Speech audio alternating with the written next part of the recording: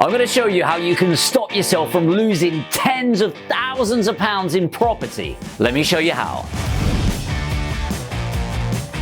Property is a long-term investment, so why is it people rush the due diligence process? So what I mean by this is a lot of people will look at just the figures of a property, also known as the quantitative data, and they look at this and go, oh yeah, I get this return on investment or this yield or this capital growth, and that's it. But actually there's so much more to what makes a great property investment. And remember, in the long term, it's better to set it up properly so you can forget it over the long term. And if you are investing for the next 10, 20, 30 years, the effort you put in today will increase your wealth chances in the future. So this is helping you understand the real strategy, the data moving forward, risk of liability and mitigating that. The other reason I like spending proper time on this due diligence is the fact that it's high ticket items. For example, if you've got £100,000 and the ticket or the purchase price of what you're going for is £2,000, well, you've got 50 chances with those investments, 50 times 2,000, 100,000. So it's de-risked already. So if you screw up on 5 of them and then 40 of them are amazing and 5 of them are okay, you're going to do brilliantly overall. Whereas in property, 100,000 might get you 2 properties in my area with the deposit refurbishment. So 50-50. You need to make sure you're spending the time to get it right. So let's get into them. First of all, let's start with the property itself, and then we're going to go outside of that. So first of all, what's the property type and how many rooms is it? You might think, who cares if it's a detached, semi-detached, terrace, flat? Well, personally, I only like freehold properties. What this means is that you own the ground and the sky above the property, whereas leasehold, you are renting the ground, so you have to pay ground rent and sometimes service charge.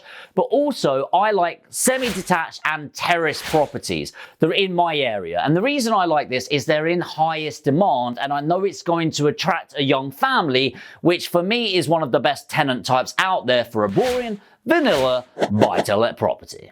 Once I understand the property in itself, and the reason it's so important is I can then research and find out what the tenant type is. The reason this is so important is what are they expecting, and can I attract a different tenant type? And I don't want to say a better quality of person, but definitely a better quality of renter. For example, somebody that's on benefits, that's got court county judgments against them, is not likely to be a better renter than somebody that's rented the last place for the last 5 years, that will pay a premium and has a steady job for the last 15 years and no court county judgments on their credit file. Hopefully that makes sense. So if I understand the person that I'm looking for, that's then going to lead to the quality of refurbishment. Now, I once said this and somebody got really offended when I said, look, it's a cheap house with a certain tenant type and I'm going to put a cheaper kitchen in. And they got really inside, that's disgusting, landlords doing this. It's like,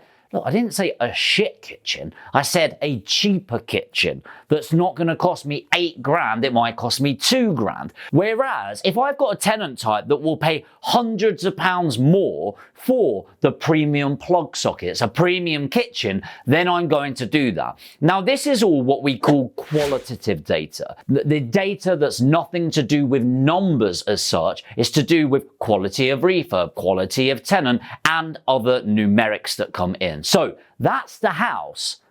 But what about the area? Now, this might sound weird. You don't actually need to walk around physically, go on Google Maps, drop the little avatar straight in front of the property and just walk around the area. So if you are looking to build a portfolio of properties in this area, let's say 5 or 10 over the next 5 to 10 years, yes, I would make the effort to go to the area, walk the streets, because sometimes you get that feeling as you're walking around, right? If not, and I've gone there already and I just want to look in the local vicinity, I'm going to drop that Google Maps avatar, the little orange man, woman, not sure what it is, as you go around. The reason this is important is the property itself can be amazing, but what if it's right next to a Chinese takeaway or a fish and chip shop? That's that's going to impact the value of the property and the mortgageability. What if you go just round the corner and you notice all of the other houses are boarded up with spray paint on them? You might think, well, it's not my house. Well, no, but if you were a tenant and you could pay £700 a month to live in that property, or you can live 4 or 5 streets away that doesn't have any of that in the surrounding, which one would you rent, right? When you're investing in property, you need to think of the end user. So yes, get your feeling, have your walk around, and you don't need to be asking yourself, would I live here? Because you're not. It's an investment. But would somebody you know, would somebody rent this property? Would somebody feel comfortable living here for 2 or 3 years? And you just need to remember, the better the quality, the longer the term tenant, which is what we like. And now it's time to get geeky. All right, so actually, you might not know this, but roughly 95% of analyzing a property can be done online. Like, think logically. When you go to physically view the property, what is it you're looking for? Well, a tiny amount really. Basically, does the property look like the pictures? How much is it going to cost to refurbish this property so I can get a tenant in, so I can turn my liability into an asset, right? But 95% of it's online. So how can you do this? Well, through analysis. So I love using tools like property data. I think it's absolutely amazing to do your analysis. By the way, we get a 2-week trial on that. I'll put a link in the comments for you. Or Landlord, which, as you know, I talk about a lot on this channel. Absolutely love them and the data. We'll put a link in the description about that as well. But if you're looking for something like Street Check, you can do a lot of the analysis. Now, Street Check's completely free. Just a fair warning, is slightly dated in the data. So it's done with the consensus, which was done a couple of years ago now, so it's probably all updated. But a couple of things you want to look out for. Number 1, write this down, tenure of property. What the hell does that mean? Tenure of property is ownership of the property. In the UK, get ready for this, 30% of the UK property is owned outright, no mortgage, and they live in the property. 30% is owned, occupied with a mortgage.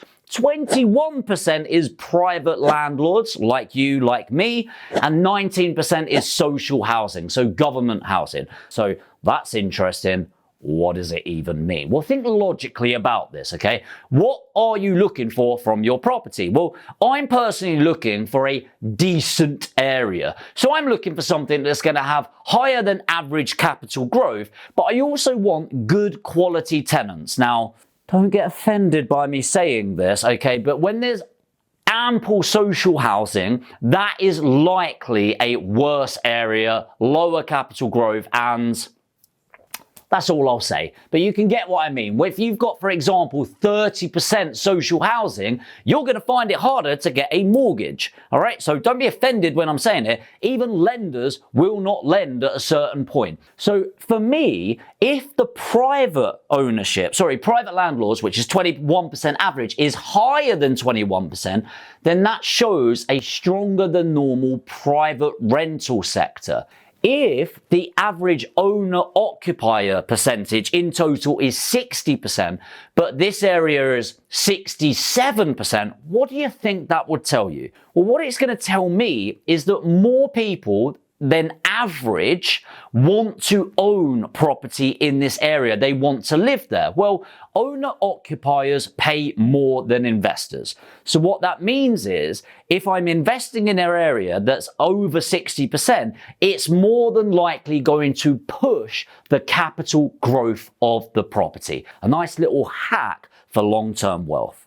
Now look, this video could be hours long in terms of due diligence, but the reason why is it takes hours and hours and hours to do due diligence on the area, let alone the property. The final tip I'll give you is, how can you win the game? Now, the hardest thing about property, and actually Warren Buffett says this, the reason he doesn't invest heavily in real estate, in the billions, is because he can't game the system. But at our level, you can. And the way you can do this is by listening to the budget and looking at your local council plans for development. development. The reason I say the budget is they're always releasing. For example, in the recent budget, they spoke about 12 investment zones across the UK. That's going to be a good indicator. Or in Leeds, for example, look at the council website. In the South Bank area, there's a 350 football pitch, which is the second biggest residential development in the whole of Europe right now.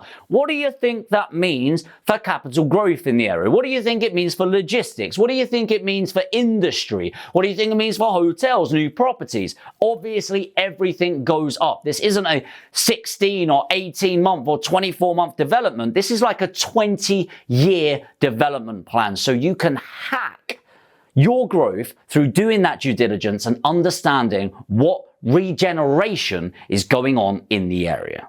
By the way, some of you will be watching this and thinking, this is great, but I don't have the time for this. I don't have the experience. So you want to benefit from the property, invest your money, but you don't have the time or resources. Well, that's where we come in. So if you've got 100,000 or more and you want to invest in property, we can take care of the rest. At Aspire Property Group, we source it, negotiate it, get it through legals, get it refurbed, and we manage it all in-house. If that sounds like something you're interested in, put APG in the comments. Team will send you a link and you can book in a free one-to-one strategy session to make sure it's right for you. If you are interested, APG in the comments. Let me know, how do you do your due diligence? What's one key piece that you do in every single piece of research? Let me know in the comments and I'll expand around it. If you're new to the channel, you want to learn more about buy-to-let property and every other strategy out there, make sure to hit the subscribe and the notification bell. And of course, if you did get value, make sure to destroy the like button and I'll see you in the next video.